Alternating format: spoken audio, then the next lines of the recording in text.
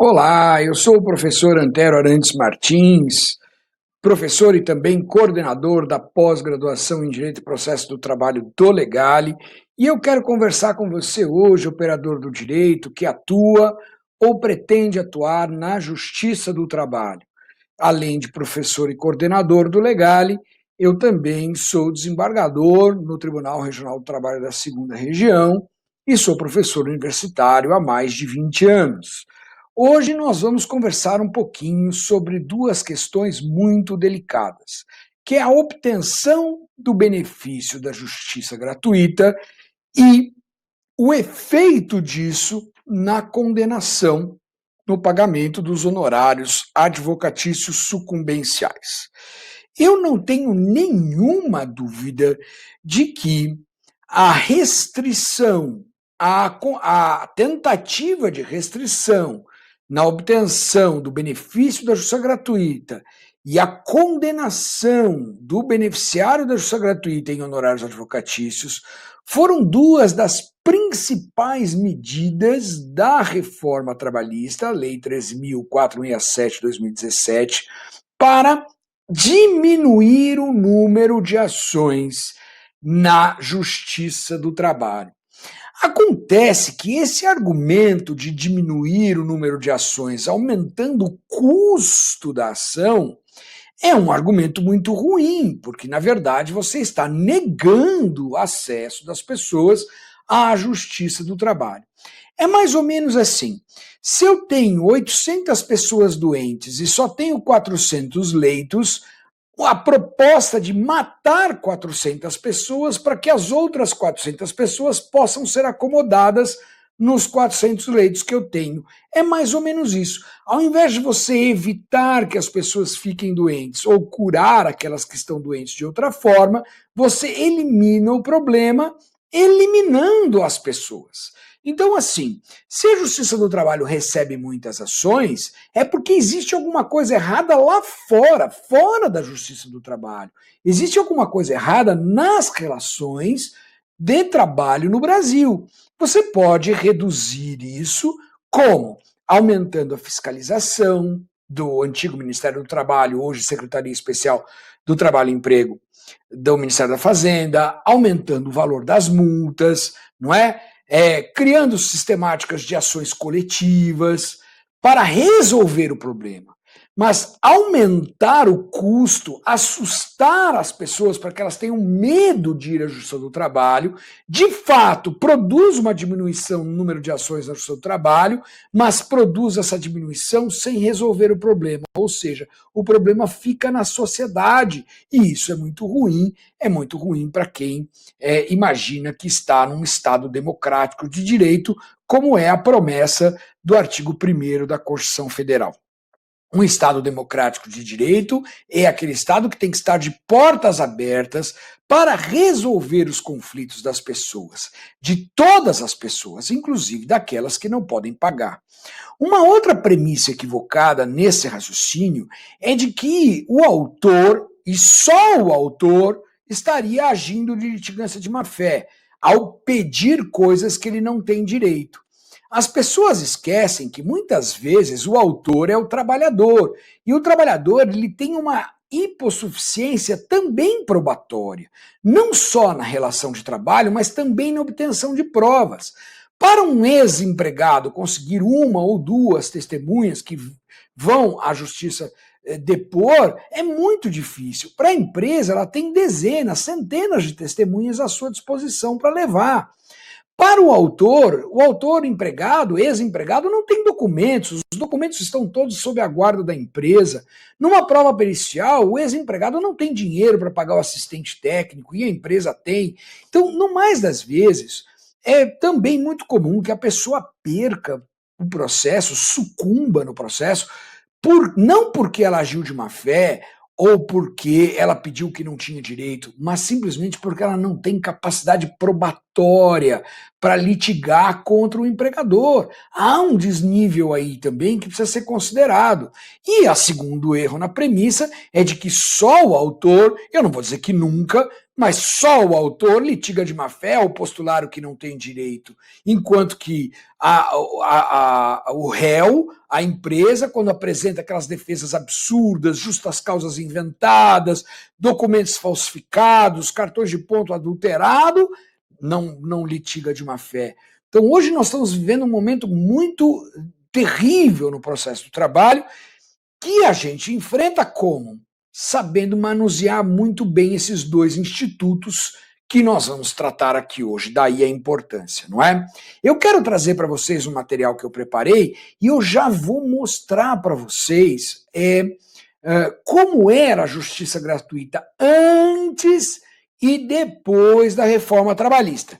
Vamos dar uma olhadinha no material que eu aqui preparei para vocês. Obtenção da justiça gratuita e sua manutenção. Então, redação anterior, antes da reforma trabalhista, nós já tínhamos duas formas de obter a justiça gratuita, mas as duas formas ficavam no mesmo parágrafo, que era o parágrafo terceiro. Então, eu tinha aqui 1 e aqui 2. Antônio, como é que você sabe que é 2? Porque aqui tinha um ou.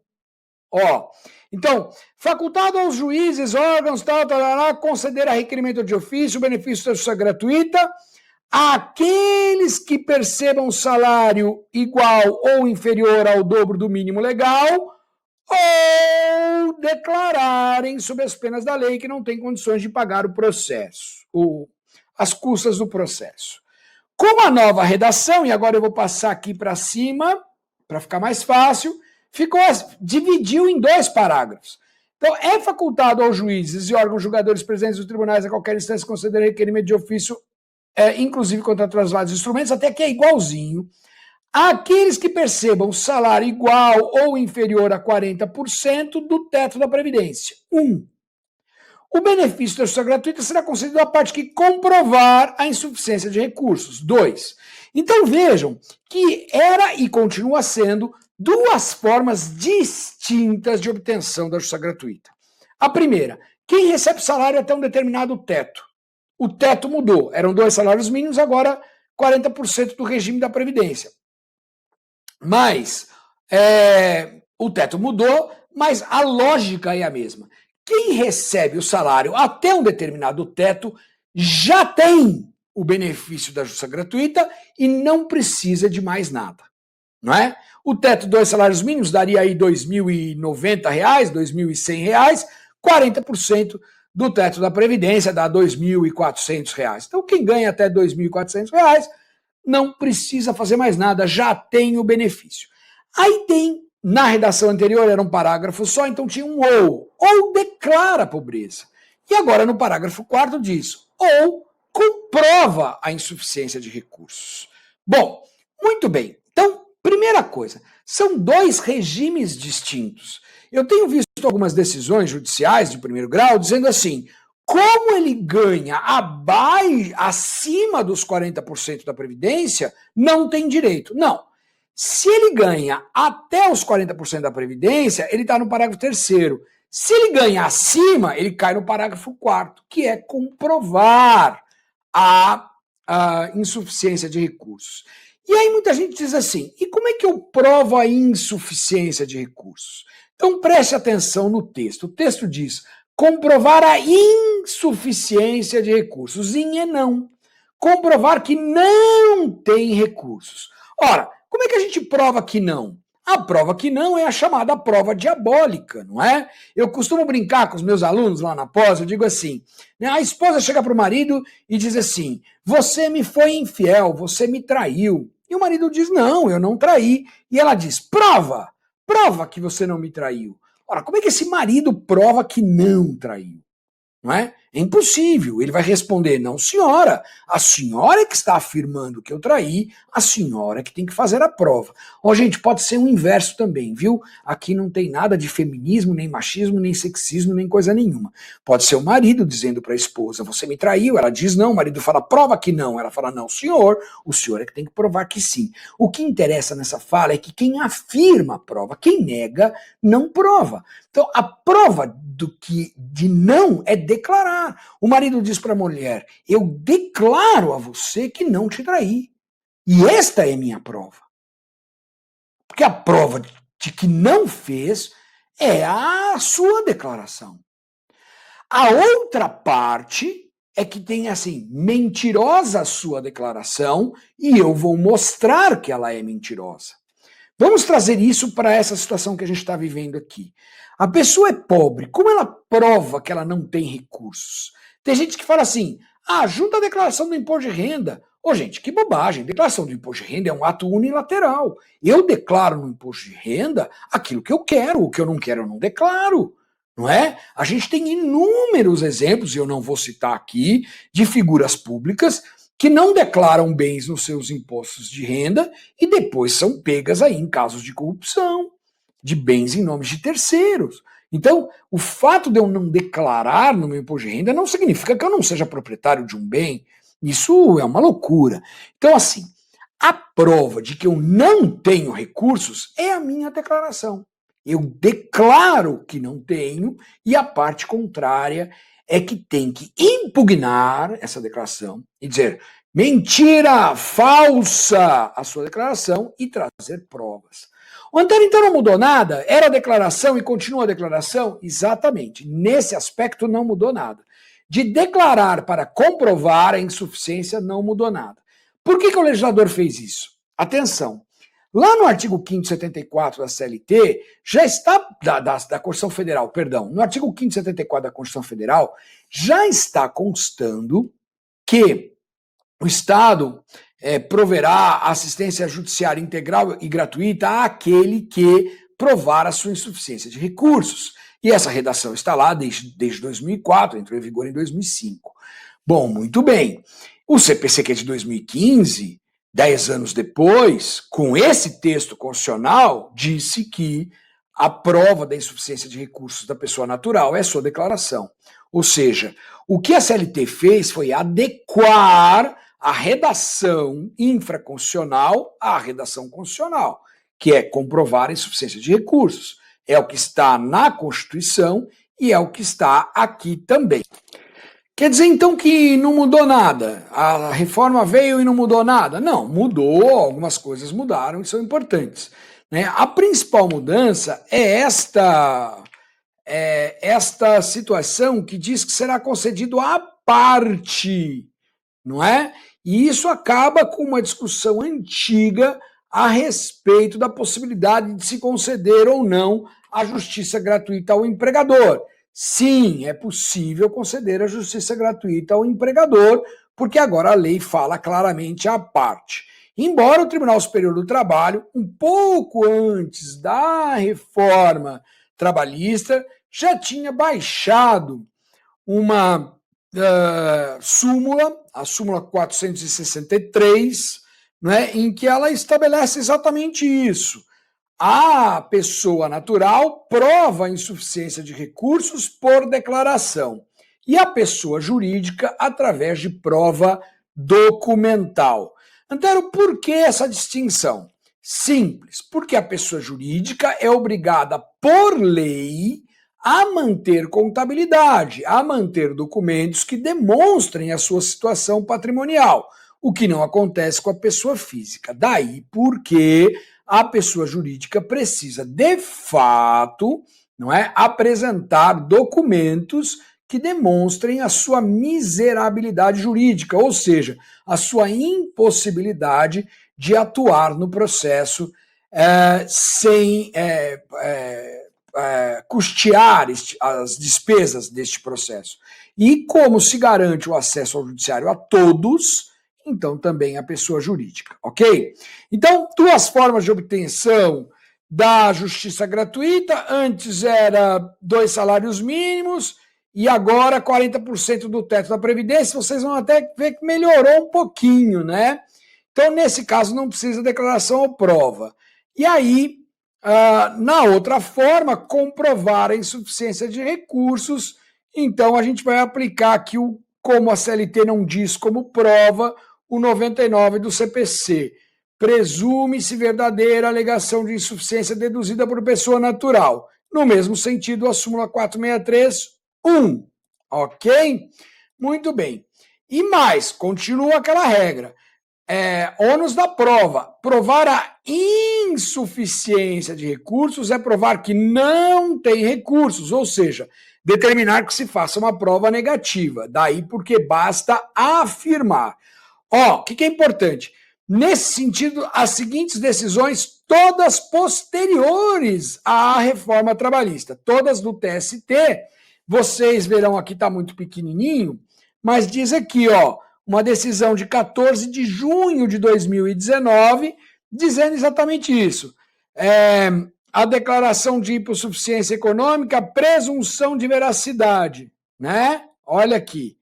E a parte contrária tem que impugnar a declaração e provar que a declaração é falsa, para poder afastar a presunção decorrente da declaração do próprio reclamante.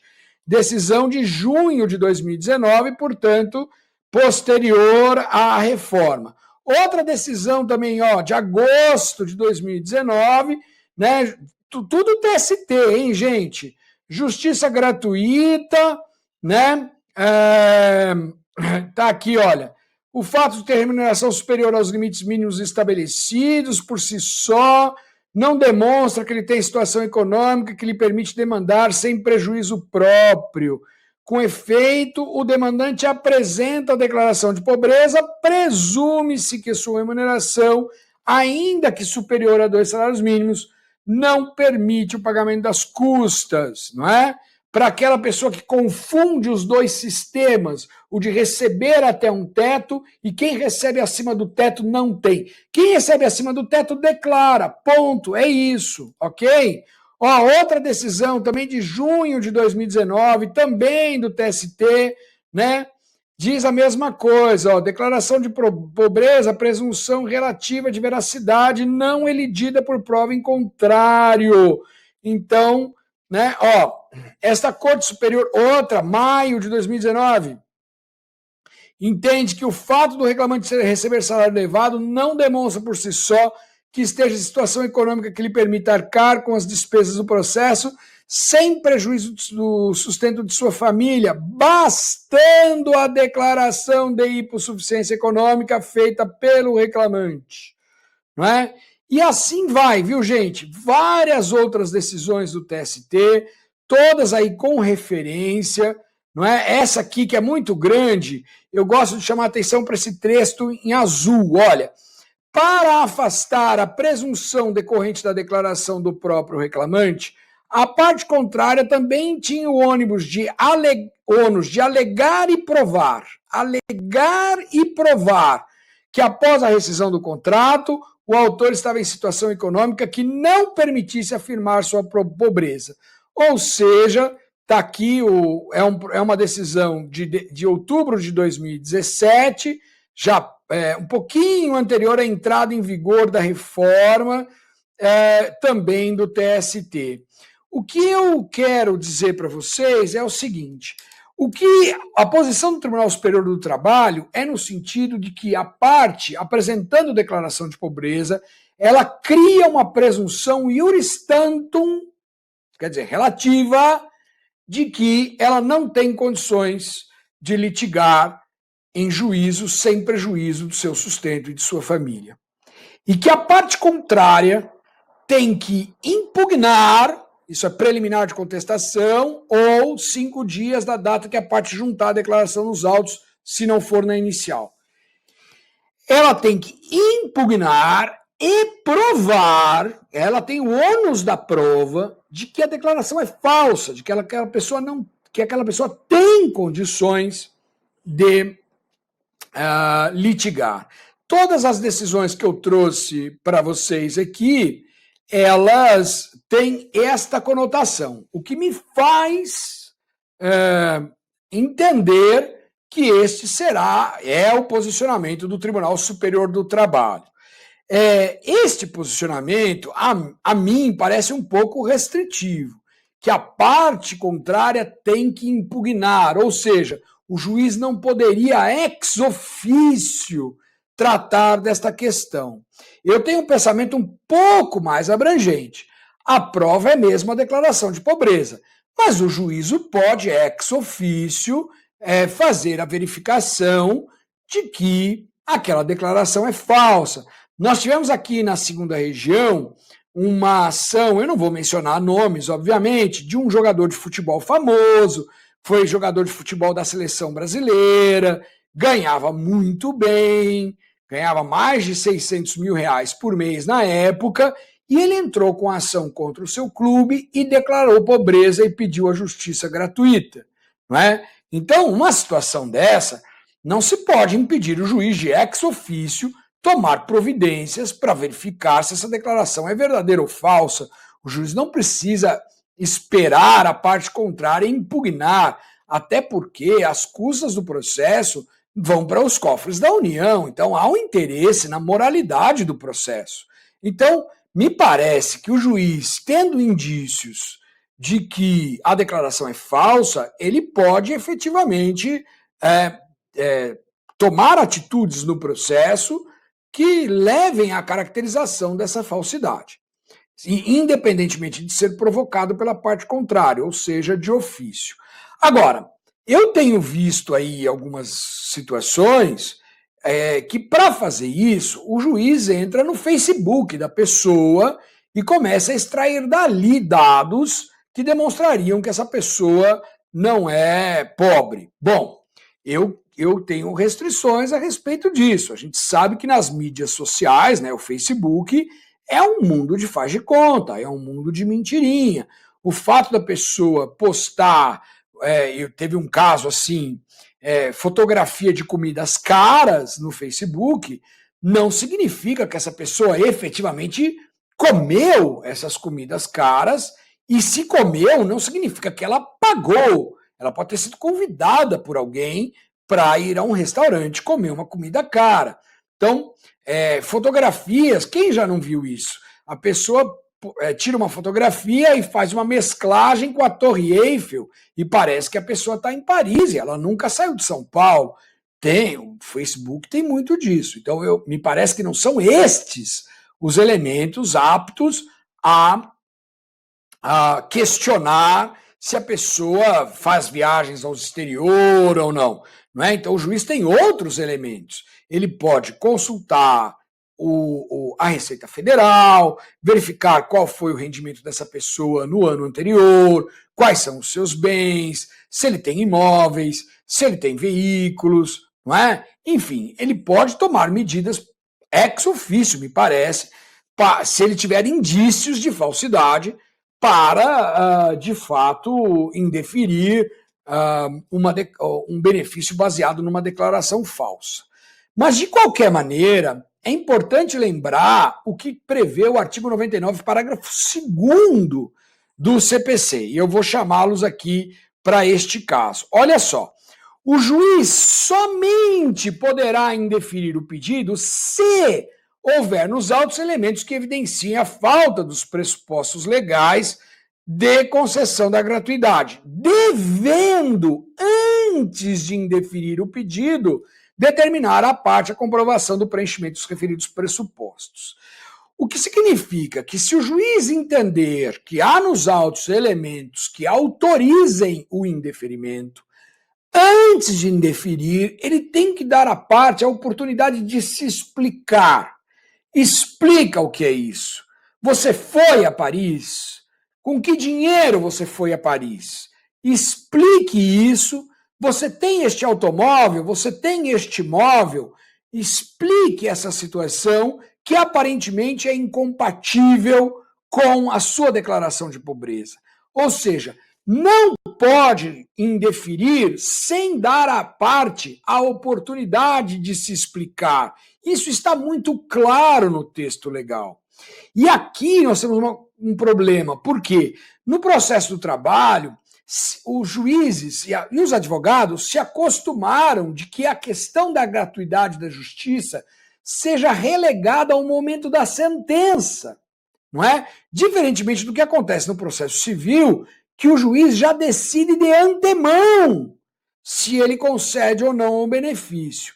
E aqui no processo do trabalho isso precisa mudar, porque senão, quando chega na sentença e o juiz não deu à parte a oportunidade de se manifestar sobre eventuais elementos que ele repute importantes para desqualificar a declaração de pobreza, ou ele vai interromper a sentença e reabrir a instrução processual para cumprir a lei, ou ele tem que deferir o benefício. Ele não pode indeferir sem antes dar oportunidade da parte se manifestar, ok? Então, esses são os elementos aí formadores da concessão do benefício da justiça gratuita. Vimos então como se obter a questão da justiça gratuita, não é? A obtenção do benefício da justiça gratuita.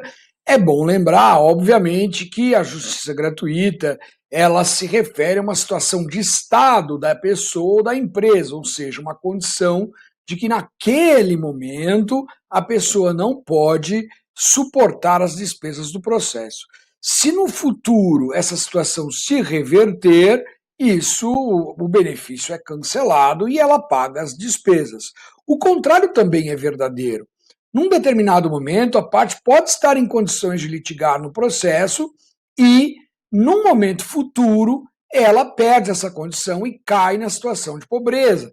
Com essa situação de pandemia, nós vamos ver isso acontecer com muita gente, pessoas físicas e pessoas jurídicas. Quando o processo iniciou, lá no final de 2019, a pessoa podia estar muito bem e agora, em virtude da pandemia, está enfrentando dificuldades seríssimas. Ou seja, a justiça gratuita é uma questão de momento e é por isso que nós veremos lá nos honorários advocatícios, que é agorinha já, que a condição fica suspensa, a exigibilidade por 2 anos. E se não perder a condição de pobreza nestes 2 anos, então a inexigibilidade é permanente. Bom, então, repetindo, a obtenção da justiça gratuita é uma questão de momento. Bom, muito bem. Aí agora a gente vai falar de honorários advocatícios sucumbenciais, não é? Os honorários advocatícios sempre foram uma grande luta da advocacia trabalhista, porque não havia previsão de honorários advocatícios sucumbenciais. E o Tribunal Superior do Trabalho, através das súmulas 219 e 329 do TST, diziam exatamente que não cabia honorários advocatícios de sucumbência, porque no processo do trabalho existe o jus postulante do artigo 791 da CLT. E se a parte pode estar sem advogado, é porque estar com o advogado era uma mera escolha sua. Esse sempre foi o posicionamento da Justiça do Trabalho. Então, por uma ironia, a reforma trabalhista, a Lei 13.467, colocou os honorários advocatícios sucumbenciais no 791A, ou seja, sem revogar jus postulante. Na sequência do artigo que trata do jus postulante, o legislador criou os honorários advocatícios de sucumbência. Primeira coisa que eu quero dizer, a CLT não tem previsão de honorários advocatícios por causalidade, apenas por sucumbência. Então não paga honorários quem deu causa, apenas quem sucumbiu. A sucumbência, ela decorre da causalidade, mas a causalidade não decorre da sucumbência. Olha, é como se o legislador falasse assim, você vai pagar honorários advocatícios por maçã, mas ele não fala por fruta, ele fala por maçã. Maçã é uma espécie do gênero fruta. Mas quando a lei fala só por maçã, eu não posso condenar honorários advocatícios por outras frutas, banana, pera e etc. Porque ele não falou por fruta, ele falou por maçã. Muito bem, causalidade é gênero que tem várias espécies, dentre elas a sucumbência. Quando a lei diz honorários por sucumbência, ele está falando honorários por maçã, não por fruta. Então, quando eu tenho outras situações de causalidade no resultado do processo que não necessariamente acarretem em sucumbência, eu não tenho honorários advocatícios. E aqui eu estou falando bem precisamente da hipótese de arquivamento, da ausência da parte na audiência, arquiva. Quando há arquivamento, eu não tenho vencidos nem vencedores. e das situações do processo extinto sem resolução do mérito. Quando o processo é extinto sem resolução do mérito, eu não tenho vencidos e vencedores. E como não há regra de causalidade na CLT, só de sucumbência, eu só posso condenar quando a parte sucumbe, ok? Sucumbência é uma espécie do gênero causalidade, assim como maçã é uma espécie do gênero fruta. A lei disse honorários de sucumbência e não honorários por causalidade. Então, no processo do trabalho, não existe honorários por causalidade. Esse é o primeiro ponto. Segundo, quando você pega o artigo 791A, ele estabelece honorários de sucumbência a serem fixados entre 5% e 15%. Isso é algo que me incomoda um pouco, porque o CPC diz que os honorários de sucumbência são de 10% a 20%. Por que lá no processo comum os honorários são de 10% a 20% e no processo do trabalho de 5% a 15%? Parece traduzir uma mensagem de que o processo do trabalho é mais simples que o processo civil e por isso o advogado trabalhista tem que ganhar menos. Eu realmente me incomoda um pouco e me incomoda também o fato da OAB ainda não ter tomado uma providência no sentido de judicializar isso, porque, obviamente, o advogado trabalhista está sendo tratado pelo legislador com discriminação em relação ao advogado dos outros processos. Essa é uma questão que me incomoda. Bom, mas aí o 791A, ele diz assim, será esses 5% a 15%, o juiz vai arbitrar o percentual, e ele será arbitrado sobre a liquidação de sentença, sobre o proveito econômico, ou, se não for possível mensurá-lo, sobre o valor da causa. Se nós raciocinarmos direitinho, nós vamos verificar que essas três hipóteses são hipóteses voltadas à sucumbência do réu, que vai pagar honorários advocatícios ao advogado do autor. Porque liquidação de sentença, ela só acontece nas sentenças condenatórias, procedentes. Não há liquidação de sentença improcedente, só de sentença procedente. Então, quando fala na liquidação de sentença, nós estamos falando de uma situação em que o autor ganhou e, portanto, o réu deve honorários. Aí ele diz, ou proveito econômico. Também só tem proveito econômico o autor. O réu, no máximo, ele deixa de pagar. Mas deixar de pagar não é proveito econômico. Quando alguém deixa de pagar aquilo que não deve, porque o juiz diz você não deve, isso não é proveito econômico. Então, proveito econômico é aquela situação em que a sentença é líquida, não terá liquidação. Então, uma coisa é o juiz condenar 2 horas extras por dia, como se apurar em liquidação. Aí é sobre a liquidação. Mas se o juiz condena em pagar indenização por dano moral de 30 mil, não tem liquidação. Então é sobre o proveito econômico 30 mil. Logo, proveito econômico também é voltado à situação de uma procedência do pedido. E por fim ele diz assim, e não sendo possível mensurá-lo, esse mensurá-lo é em referência ao proveito econômico, portanto ao autor, sobre o valor da causa. Ou seja, o artigo 791A não previu expressamente sucumbência em favor do advogado do réu, quando a ação é improcedente, ou na parte que for improcedente. Isso não está no caput. Isso levou alguns grandes nomes da literatura trabalhista a dizer, alguns, que no processo do trabalho só existiam honorários advocatícios em favor do advogado do autor e nunca em favor do advogado do réu. Bom, isso não é correto, a meu ver, data vênia. Por quê? Porque no parágrafo 3º ele diz assim, quando houver sucumbência recíproca, haverá condenação de honorários de sucumbência recíprocos e não podem ser compensados. Ou seja, o parágrafo 3º diz, quando a ação é procedente em parte, o advogado do réu tem direito a honorários advocatícios sobre a parte que o autor sucumbiu. Ora, se existe honorários advocatícios em favor do advogado do réu Quando é sucumbente em parte, imagine quando a ação é improcedente, aí com muito mais razão. Então, o parágrafo 3º não deixa dúvidas de que, embora o caput tenha de fato uma deficiência na sua redação, o parágrafo 3º não deixa dúvidas de que o advogado do réu tem direito a honorários de sucumbência quando o autor sucumbir.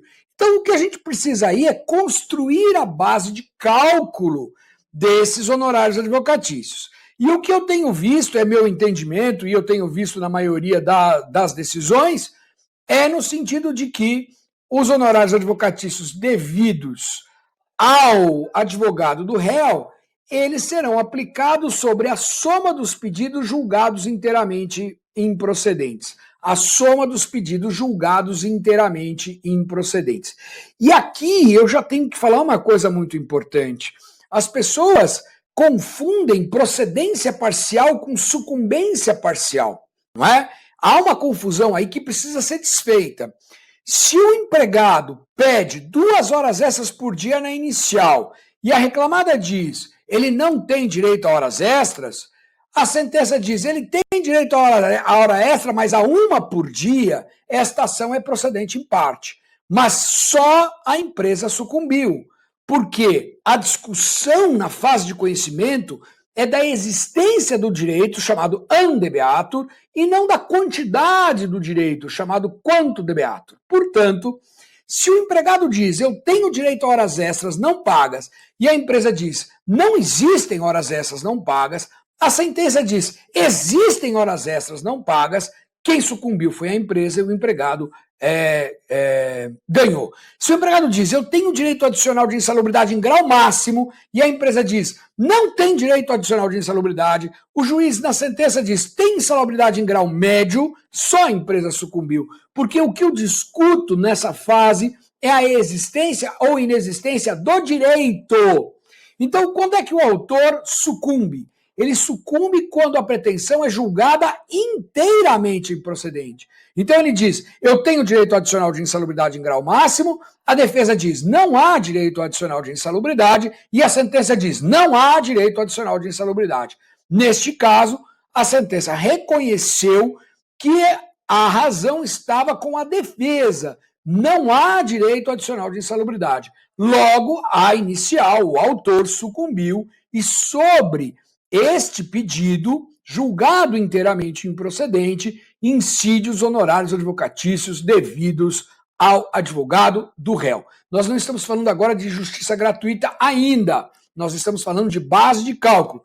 Nós podemos imaginar um empregado que não é beneficiário da justiça gratuita e tem uma ação improcedente, ou sei lá, de 10 pedidos tem 6 julgados improcedentes, e ele não é beneficiário da justiça gratuita. Então, o que acontece é que a soma desses 6 pedidos julgados improcedentes, sobre esta soma, o juiz vai aplicar lá o percentual que ele entende cabível para aquele caso, 5%, 10%, 15%, é o que eu tenho visto, viu, gente? Não é regra, não está escrito em lugar nenhum, mas eu tenho visto os juízes basicamente usando esses 3 níveis, né? Ações muito simples, 5%, as ações medianas, 10%, as ações mais complexas, 15%. Nada impede que o juiz fixe em 7,5%, 12,5%, 14,2%, nada impede. Mas o que a gente tem visto na prática são esses 3 estágios, 5%, 10% e 15%. E aí o juiz, então, aplica sobre a soma dos pedidos julgados improcedentes. Esses são, ou esta é a base de cálculo dos honorários advocatícios devidos pelo autor ao advogado do réu. Uma outra coisa que a gente precisa refletir é quando tem pedido de condenação subsidiária.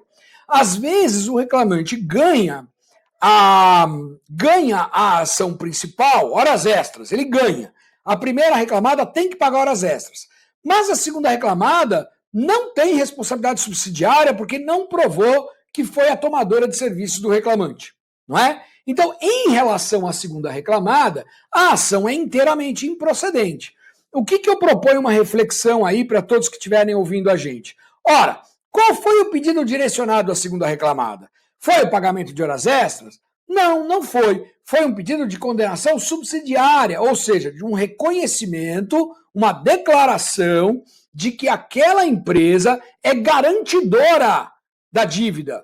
Não é a devedora, é garantidora. É obrigação de garantia. Não é obrigação de dar, nem de fazer, nem de nada. É obrigação de garantia. Então, o pedido direcionado à segunda reclamada, neste exemplo, não tem expressão econômica.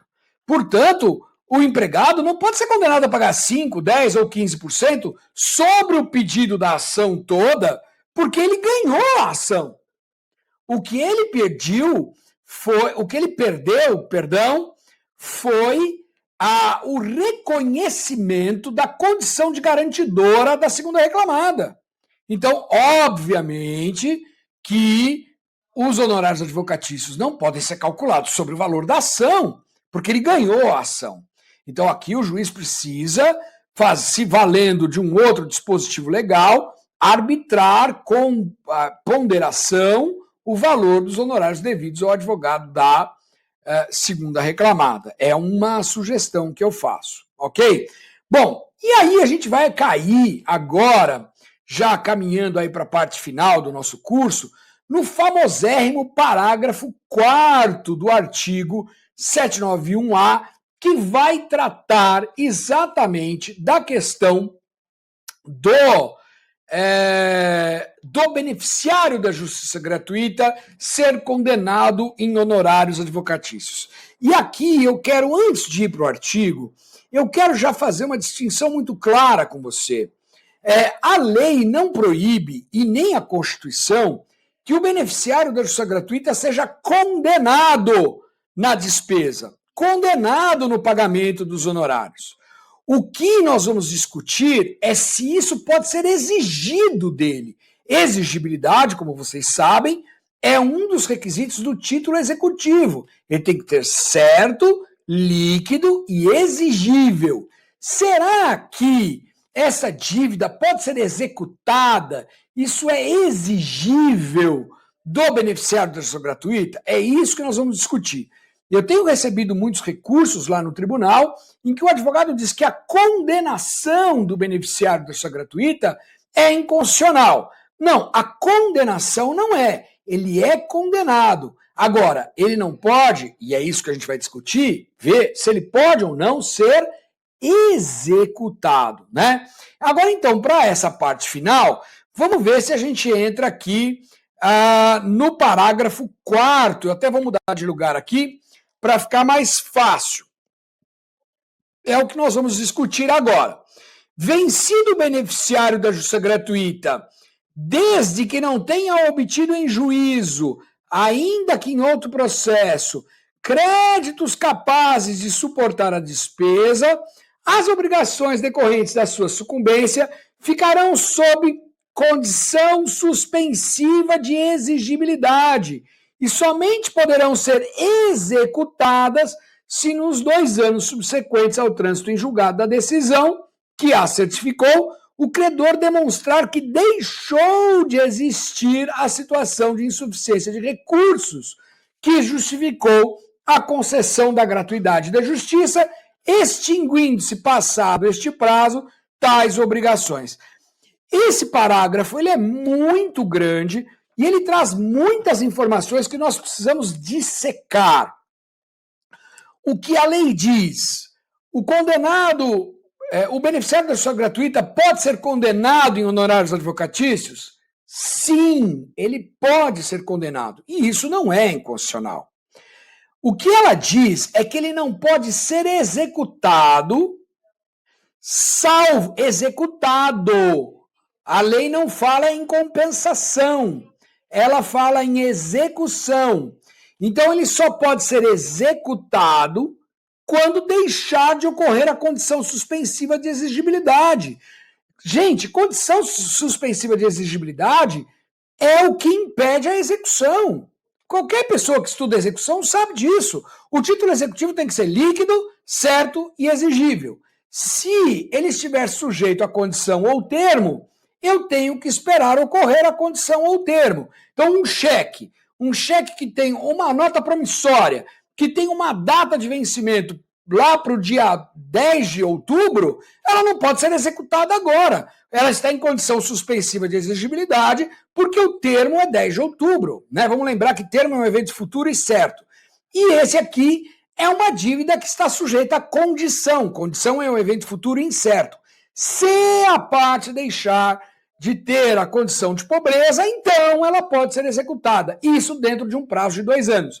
Se nesse prazo de 2 anos o credor não provar ao juiz que a parte deixou a condição de exigibilidade, a condição de pobreza, então a dívida se torna inexigível para sempre, porque ninguém pode ficar com uma espada na cabeça para todo sempre, ok?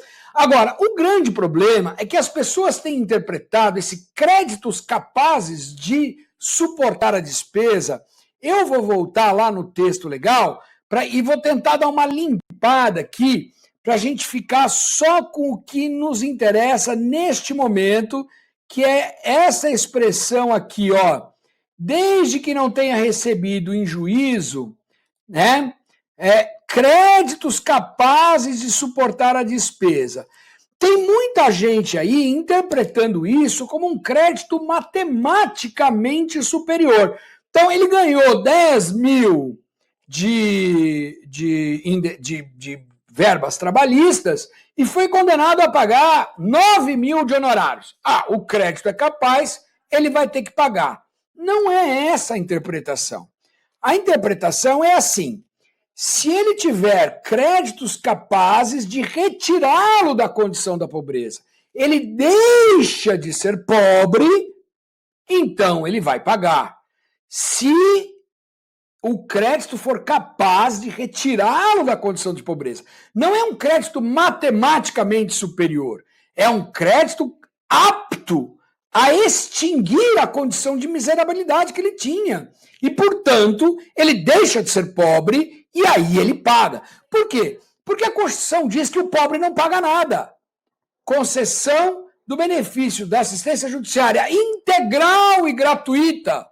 Integral é pobre não paga nada. Então, se a lei dissesse, ela não diz, que a pessoa, mesmo pobre, paga, essa lei seria inconstitucional. Só que a lei não diz isso. Ela diz, se a pessoa receber um valor que for capaz de retirá-la da condição de pobreza, ela deixa de ser pobre e quem deixa de ser pobre tem que pagar. Esse, inclusive, é o entendimento do Tribunal Superior do Trabalho.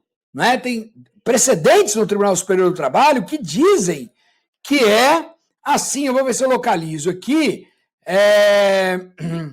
que dizem exatamente isso. Né? Olha aqui.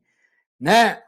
Ó, não obstante a redação dada ao artigo, essa parte que está grifada aqui, tá, gente? Ó, demonstrou essa preocupação por parte do legislador, uma vez que só será exigido do beneficiário da sua gratuita o pagamento de honorários advocatícios se ele obtiver créditos suficientes neste ou em outro processo para retirá-lo da condição de miserabilidade.